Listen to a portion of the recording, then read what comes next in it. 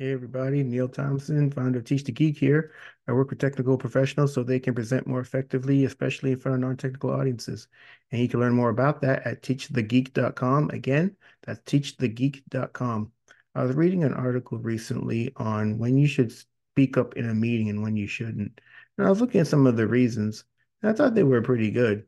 But then there were a couple of reasons, well, one reason to speak up and one not to that weren't in the article that I think are actually pretty important. And here they are. One is the reason to speak up is when you actually have something to say. Don't just to speak.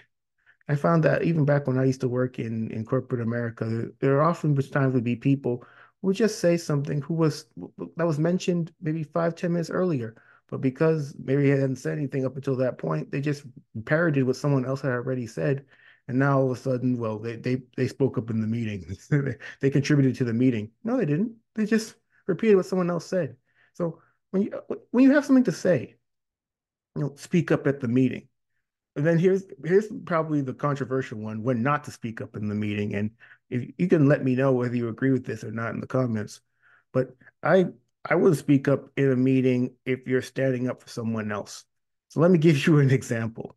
Let's just say that there is that person who said something during a meeting, and then 5 minutes, 10 minutes afterwards, someone else said the exact same thing, and that person got the credit for saying the thing. So if you are sitting in that meeting and you recognize that the first person had said the thing first, you might be thinking, oh, I should say something. Actually, this person said this 10 minutes ago. Well, you know who should be saying something? The person who said something 10 minutes ago. Let them do the heavy lifting. Let them stand up for themselves.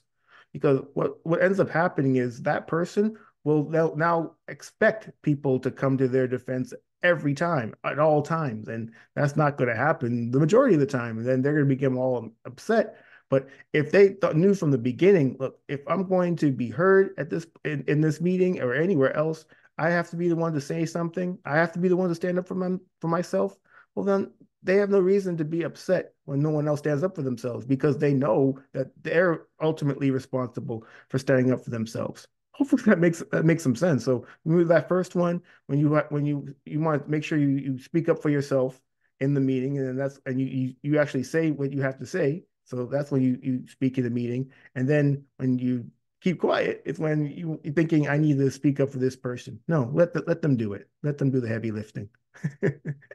Anyway, hopefully that's been helpful. Again, my name is Neil Thompson. I'm the founder of Teach the Geek. I work with technical professionals so they can present more effectively, especially in front of non-technical audiences. And you can learn more about that at teachthegeek.com. Again, that's teachthegeek.com. Until next time, take care and stay safe.